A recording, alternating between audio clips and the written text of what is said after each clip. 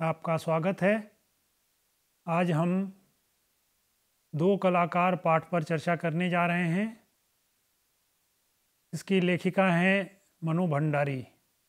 दो कलाकार, जैसा कि आप शब्दों से ही जान सकते हैं कि इसमें कलाकारों के बारे में है।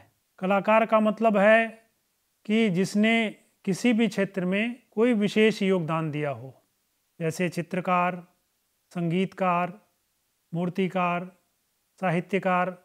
इस तरह से कलाकारों का एक विस्तृत समाज है। लेकिन यहाँ जिस सवाल को लेखिका ने उठाया है, वहाँ स्थापना की गई है कि कागज पर जो कलाकारी की जाती है, क्या वह श्रेष्ठ है या लोगों के जीवन को सुधारने और संवारने के लिए जो प्रयास किया जाता है वो श्रेयस्कर है।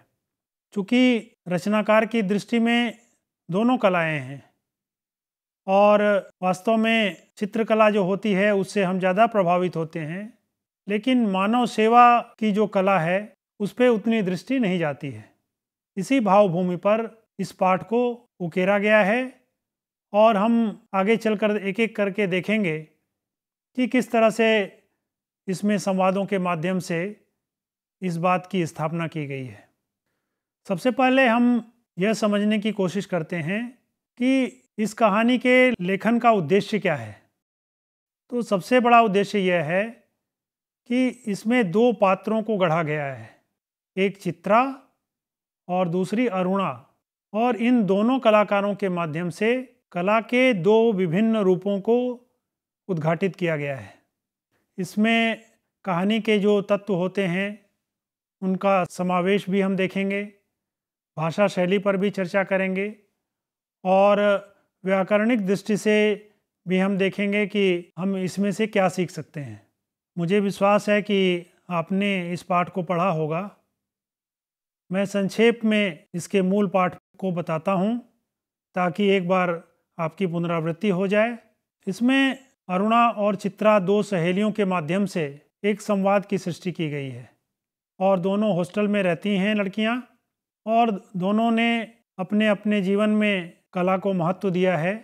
और आप देखेंगे कि इनकी बातचीत से यह निकलकर सामने आता है कि एक चित्रकला की प्रेमी है चित्रा और दूसरी ओर अरुणा मानव सेवा में समर्पित है। हॉस्टल का पूरा एक दृश्य स्थापित किया गया है।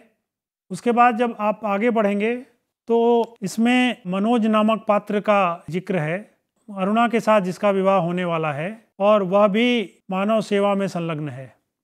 फिर हम आगे बढ़ते हैं तो देखते हैं कि जो तर्क चित्रा और अरुणा अपने अपने पक्ष में दे रही है, उनके क्या तर्क हैं और वह अपनी अपनी कला को श्रेयस्कर कैसे बताती हैं।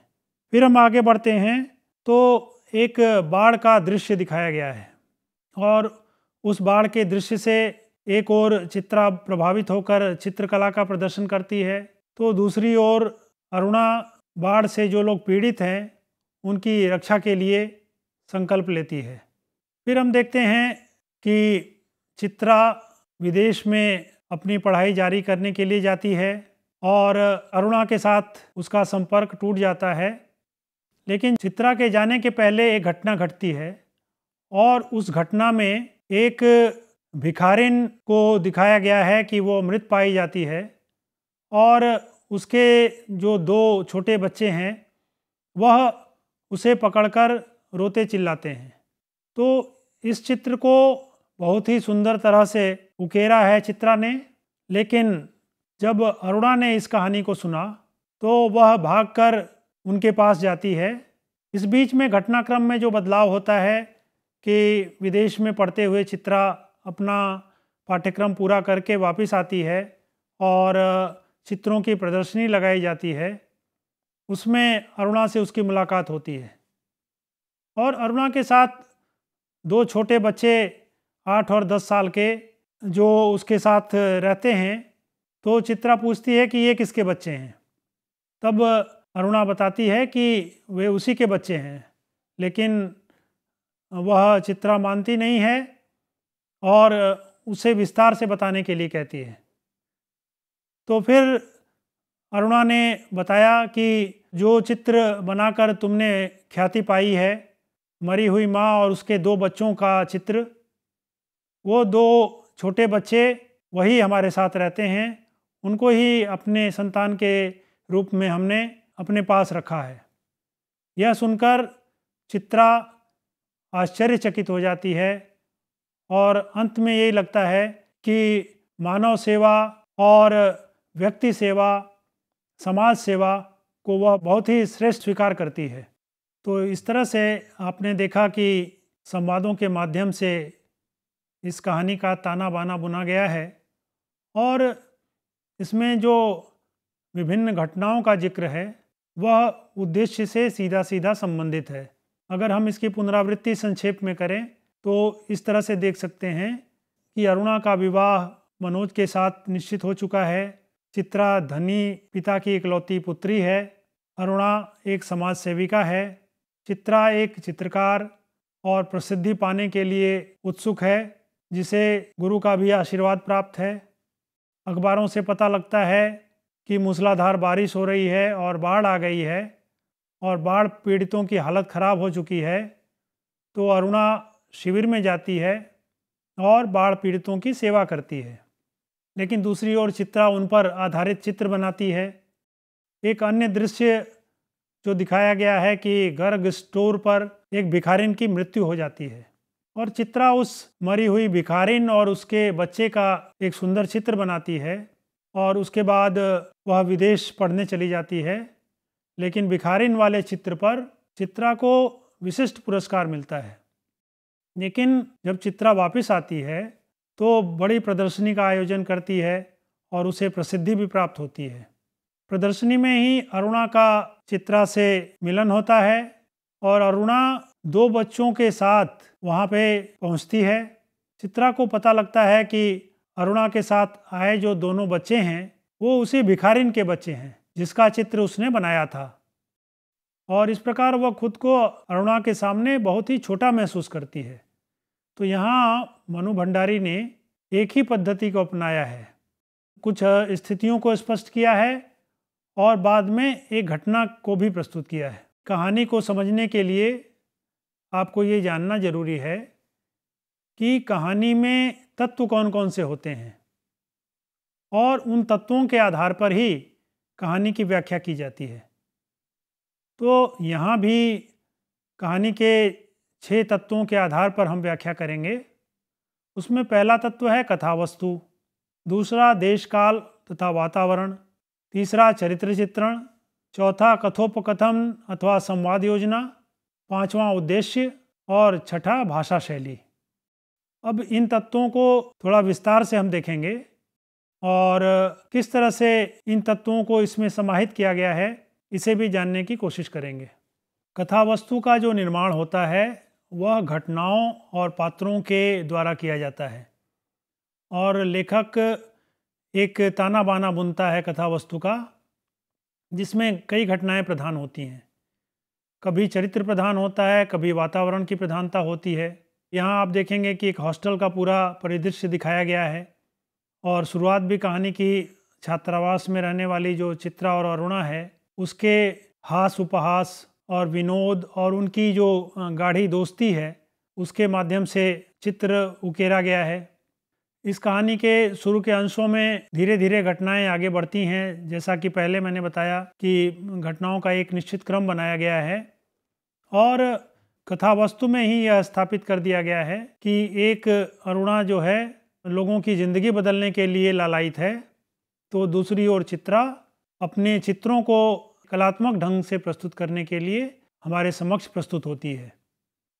और जो कहानी का अंतिम भाग है उसमें भी दिखाया गया है, एक घटना का निर्माण किया गया है और इसी तथ्य को स्थापित किया गया है कि कलात्मकता तो अपने स्थान पर महत्वपूर्ण है ही, लेकिन जो जीवन का उद्धार करना है किसी के, उसमें ईमानदारी दिखानी है, वह पूरी तरह से जीवंत होता है और वही श्रेयस्कर होता है।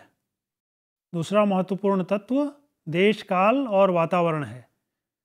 इसका अर्थ है कि सामाजिक, भौगोलिक और जो ऐतिहासिक स्थितियां हैं उनके इर्द गिर्द किस तरह से उभारने की कोशिश की जाती है और किसी देश की या कालखंड की जो विशेषताएं हैं उसे लेते हुए रचनाकार किस तरह से कहानी में उसे पिरोता है। इस कहानी में भी आधुनिक समाज का जो वातावरण है, जिसमें दो सहेलियां हैं, वो हॉस्टल में रहती हैं, और भारतीय समाज का जो बदलता हुआ स्वरूप है, आधुनिक शिक्षा का जो स्वरूप है, वह बहुत ही सुंदर ढंग से यहाँ दर्शाया गया है। आज के समाज में जो लड़कियां हैं वह आत्मविश्वास और निर्णय की क्षमता से भरपूर हैं और उन सारी विशेषताओं को यहाँ पे हम अच्छी तरह से देख सकते हैं। तीसरा महत्वपूर्ण जो मानदंड है वह है पात्रों का चरित्र चित्रण, अर्थात जो मुख्य पात्र हैं इसमें अरुणा और चित्रा, उनके माध्यम से पूरी कहानी आगे बढ़ती हुई जाती है। सबसे पहले हम देखते हैं कि अरुणा की क्या महत्वपूर्ण विशेषताएं हैं। अरुणा एक मध्यवर्गीय परिवार की लड़की है, संस्कार से भरा हुआ परिवार है और परोपकार की भावना, समाज सेवा की भावना उसके अंदर कूट कूट कर भरी हुई है। वह बच्चों को पढ़ाती भी है, बाढ़ पीड़ितों की सेवा भी करती है और उसकी वजह से उसकी पढ़ाई में बाधाएं भी आती हैं, लेकिन वह उन कार्यों को बहुत ही श्रेष्ठ समझती है और पढ़ाई के साथ साथ उसे जारी रखती है। उसकी सहेली चित्रा उससे कहती भी है कि तुम सारे दिन भटकती रहती हो और ये समाज सेवा से क्या मिलता है, लेकिन अरुणा बहुत ही संवेदनशील है और जब भी कोई चिंताजनक या संवेदनशील घटनाएं होती हैं वह वहाँ पर पहुंचकर अपनी सेवाएं देती है। असल में जो अरुणा का स्वभाव है वह रोगियों, दुखियों, पीड़ितों, उनके प्रति अपार प्रेम से भरा हुआ है और वह कहानी के अंत में जाते जाते इतनी करुणाशील हो जाती है कि एक गरीब महिला की मृत्यु होने के बाद उसके 2 अनाथ बच्चों को अपने साथ ले जाकर उनका पालन पोषण करती है। तो यह मानवता की एक चरम पराकाष्ठा है। यद्यपि कहानी में जगह जगह उसकी सहेलियां मजाक उड़ाती हैं और जीवन की उपयोगिता पर सवाल खड़ी करती हैं, लेकिन वह अडिग रहती है और पूरी तरह से लोगों के लिए समर्पित होती है। अब हम चित्रा के बारे में थोड़ी सी जानकारी लेते हैं। चित्रा धनी पिता की बेटी है और इकलौती भी संतान है। उसमें अनेक महत्वाकांक्षाएं भी हैं, इसीलिए वह समय समय पर नए नए चित्रों का निर्माण करती है और वह अरुणा को भी यह समझाने की कोशिश करती है कि चित्रकला ही श्रेयस्कर है। इसीलिए वह रंगों में डूबी रहती है, उसको दुनिया की कोई खोज खबर नहीं है और वह चित्रकला को इतना महत्व देती है जिसकी वजह से विदेश में पढ़ाई करने भी जाती है और वहाँ से आकर चित्रों की प्रदर्शनी भी लगाती है और उससे उसका पूरे देश में नाम भी होता है और यही उसकी ख्वाहिश भी है। अगर हम कलात्मक ढंग से देखें तो वास्तव में उसमें कला प्रेम कूट कूट कर भरा है और वह विनोदी स्वभाव की भी है, मजाक भी करती है और अपनी जो सहेली है अरुणा, उसके साथ भी उसके बहुत अच्छे संबंध हैं। हालांकि उसके साथ विचारों का तालमेल नहीं है, लेकिन वह बहुत ही ध्यान रखती है अरुणा का और जगह जगह दिखाया गया है कि वह सहायता करने के लिए पूरी तरह से तैयार रहती है। इसके बाद हम संवाद योजना को देखते हैं। शिक्षार्थी, इस कहानी की एक महत्वपूर्ण विशेषता है कि यहाँ संवादात्मक शैली में ही छोटे छोटे संवादों के माध्यम से कहानी को विकसित किया गया है और जहाँ पे 2 लोगों का संवाद है उसमें उपहास भी है, हास्य भी प्रकट होता है और आत्मीयता भी प्रकट होती है। कहानी का जो सबसे महत्वपूर्ण तत्व है वह है उद्देश्य, क्योंकि हर कहानी का एक बड़ा उद्देश्य होता है। रचनाकार केवल मनोरंजन के लिए रचनाओं की सृष्टि नहीं करता। यहाँ भी मनु भंडारी ने समाज सेवा को एक कला का दर्जा दिया है। उनकी दृष्टि में कला की सच्ची संवेदना चित्रों के माध्यम से कम होती है, समाज सेवा के माध्यम से ज़्यादा होती है। और दूसरों की पीड़ा को दूर करना यह तो सबसे महत्वपूर्ण पक्ष है जीवन का। इसीलिए वह चित्रकला और समाज सेवा इन दोनों में जगह जगह तुलना करती चलती हैं और समाज को एक श्रम का महत्व भी बताती चलती हैं। और अरुणा एक आदर्श पात्र के रूप में यहाँ पर प्रस्तुत की गई हैं, जो विभिन्न सामाजिक कार्यों में संलग्न रहती हैं। और कहानी के अंत में चलकर तो वह गरीब बच्चों को अपने जीवन में ही धारण कर लेती है, गरीब बच्चों को अपने बच्चे के रूप में रखना शुरू करती है, पालती पोसती है। यह वास्तव में कहानी का मूल संदेश है। अगर हम भाषा शैली की बात करें तो इस कहानी की भाषा बोलचाल की भाषा है। यहाँ पे अगर आप देखेंगे तो परिवेश और पात्र के अनुसार भाषा थोड़ी बदलती रहती है। जैसे क्यों बड़बड़ कर रही हो, ले मैं आ गई, चल बना चाय, तेरे मनोज की चिट्ठी आई है, तूने तो पढ़ ली होगी फाड़ कर, चल हट। तो इस तरह के जो छोटे छोटे संवाद हैं वो भाषा को नया तेवर भी देते हैं। इसी तरह से आगे बढ़ें तो हम देखते हैं कि भाषा में अंग्रेजी शब्दों का प्रयोग है, जैसे लेक्चर, बोर, आइडिया, कन्फ्यूज़न। उसी तरह से उर्दू शब्दों का भी प्रयोग है, जैसे इम्तहान, हुनर, बहस, अखबार। इस तरह की बहुत सी शब्दावली आपको देखने को मिलेगी। लेकिन वाक्यों को कहीं भी बोझिल या दार्शनिकता से नहीं भरा गया है। वाक्य बहुत छोटे छोटे हैं। इन छोटे छोटे वाक्यों से भाषा बहुत ही प्रभावित करने वाली और आकर्षक हो गई है। अब हम देखते हैं कि हर पाठ का उद्देश्य होता है कि भाषा कौशल का विकास करना, और इस कौशल विकास में हमने वाक्य भेद को यहाँ पे शामिल किया है। पहले आपने रचना की दृष्टि से वाक्य भेद देखा होगा, जिसमें सरल, संयुक्त और मिश्र वाक्यों को समझाया गया। लेकिन दूसरी ओर कार्य की दृष्टि से भी देखें तो वाक्य के भेद को समझना चाहिए। जैसे अरे यह क्या, आ गए सब बच्चे, या तेरी तरह लकीरें खींचकर समय बर्बाद नहीं करते। तो इसमें कई तरह के वाक्य आपको देखने को मिल रहे हैं, जैसे आज्ञार्थक वाक्य, साधारण वाक्य, प्रश्नार्थक वाक्य, इच्छार्थक वाक्य। इस तरह से भी वाक्यों की संरचना की जाती है। और अगर आप अर्थ की दृष्टि से देखें तो उसमें भी वाक्य की जो संरचना है, उसका अर्थ है, वो भी बदल जाता है। जैसे चित्रा ने सोई हुई अरुणा को उठाया, ये कथन के रूप में है। और चित्रा ने सोई हुई अरुणा को नहीं उठाया, तब निषेधात्मक वाक्य हो जाएगा। क्या चित्रा ने सोई हुई अरुणा को उठाया, ये प्रश्नार्थक वाक्य हो जाएगा। सोई हुई अरुणा उठो, ये आज्ञार्थक वाक्य हो जाएगा। तो इस तरह से भाषा में जो वाक्यों का प्रयोग किया जाता है, उसके भी विभिन्न भेद आपको दिखाई देते हैं। संक्षेप में मैं आपको बता दूं कि मनु भंडारी ने सामाजिक और मनोवैज्ञानिक विषयों पर विशेष रूप से अपनी रचनाएं की हैं। और जो नारी के मन में उठने वाली विभिन्न संवेदनाएं होती हैं, जो विभिन्न तरह के उथल पुथल और संवेदनहीनता होती है, उन सभी को इनकी रचनाओं में देखा जा सकता है।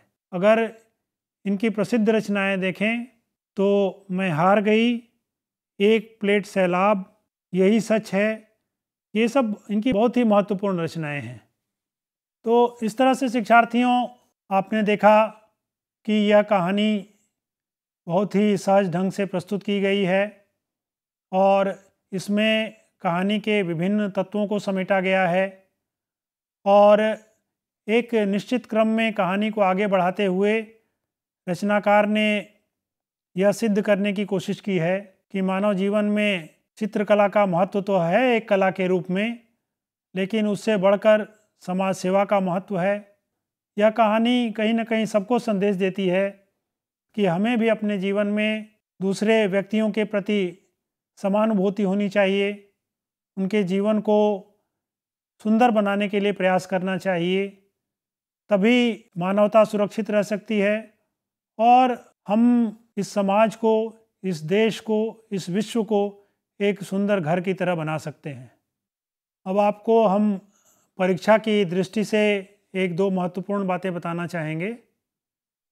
यह पाठ चूँकि एक महत्वपूर्ण कहानी है, इसलिए सबसे पहले आपको इस कहानी का पूरा स्वरूप, उसकी रूपरेखा, उसका ताना बाना, उसकी कथा वस्तु, इसे समझना ज़रूरी है।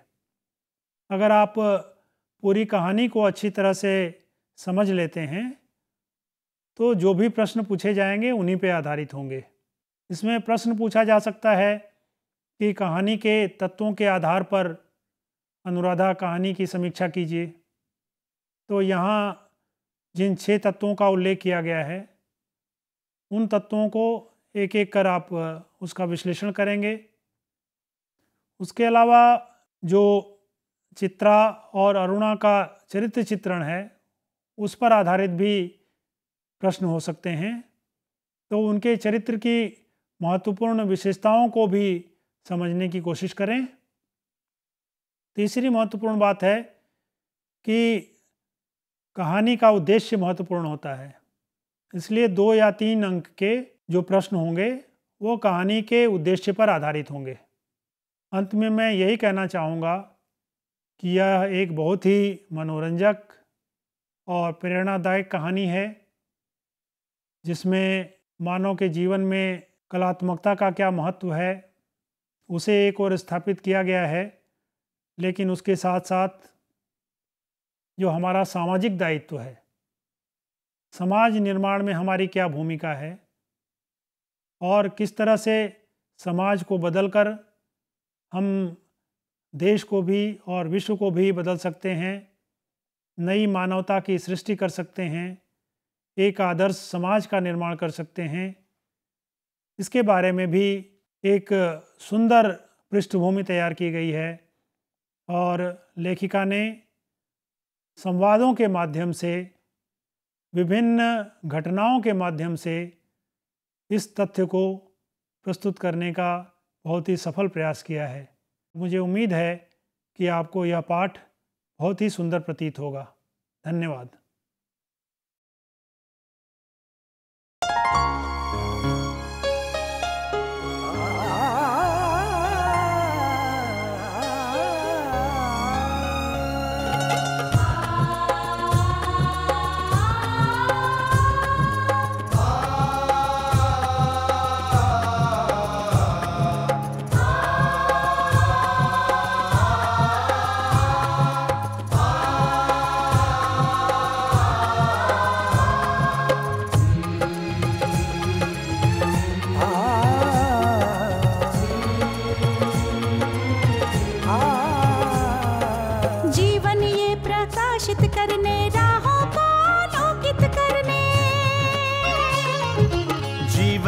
प्रकाशित करने, राहों को आलोकित करने, हम अपना दीपक स्वयं बने, हम अपना रास्ता स्वयं चुने।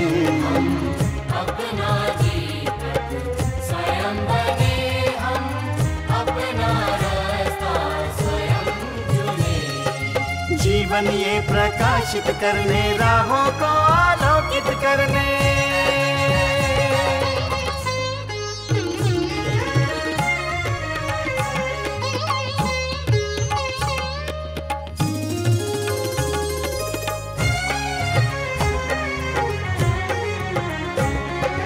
धन साधन समय की सीमा से विद्यालय जो मुक्त हो, धन साधन समय की सीमा से विद्यालय जो मुक्त हो। कभी पढ़े हम कहीं पढ़े, वे विषय की लोच से युक्त हो। कभी पढ़े हम कहीं पढ़े, वे विषय की लोच से युक्त हो। मित्रों हम उठे और जागे, मंजिल आने की ध्वनि सुने। हम अपना दीपक स्वयं बने, हम अपना रास्ता स्वयं चुने।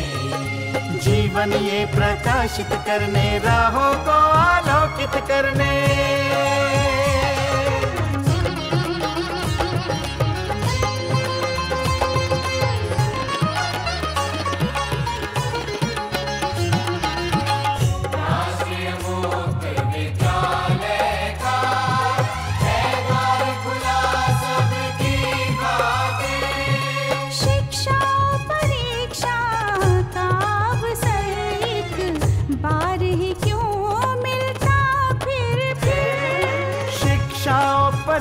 शिक्षा का अवसर एक बार ही क्यों मिलता फिर दुनिया में इसके केंद्र बहुत। कोई मन चाहा केंद्र चुने, हम अपना दीपक स्वयं बने, हम अपना रास्ता स्वयं चुने। कोई मन चाहा केंद्र चुने,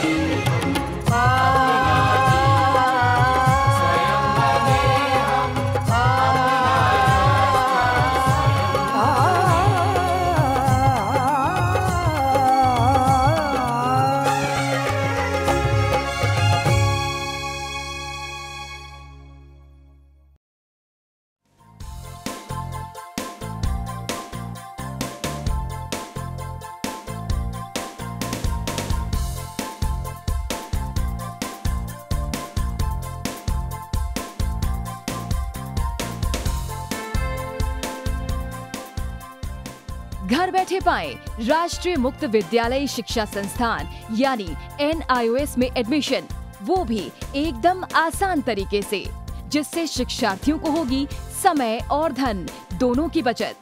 NIOS से शिक्षा कभी भी कहीं भी। शिक्षार्थियों, क्या आप जानते हैं NIOS में एडमिशन लेने का सरल और सुगम तरीका, जिससे शिक्षार्थियों को ऑनलाइन प्रवेश लेने में सहूलियत मिलती है। NIOS में प्रवेश की प्रक्रिया पूर्णतया ऑनलाइन है। शिक्षार्थी घर बैठे इंटरनेट द्वारा प्रवेश के लिए सबसे पहले NIOS की वेबसाइट www.nios.ac.in पर लॉगिन करें। अपना ईमेल आईडी और पासवर्ड डालकर अपना पंजीकरण करें। पंजीकरण के बाद लॉगिन करने पर ऑनलाइन प्रवेश हेतु आवेदन पत्र खुलेगा। आवेदन पत्र को निर्देशानुसार भरें और प्रिंट आउट लें। इस प्रिंट आउट पर अपनी फोटो संलग्न करें। ऑनलाइन प्रवेश के लिए शुल्क हेतु भुगतान के तरीके हैं: क्रेडिट कार्ड के द्वारा, डेबिट कार्ड के द्वारा, राष्ट्रीयकृत बैंक के ड्राफ्ट के माध्यम से, जो कि सचिव NIOS नई दिल्ली या नोएडा के पक्ष में देय हो।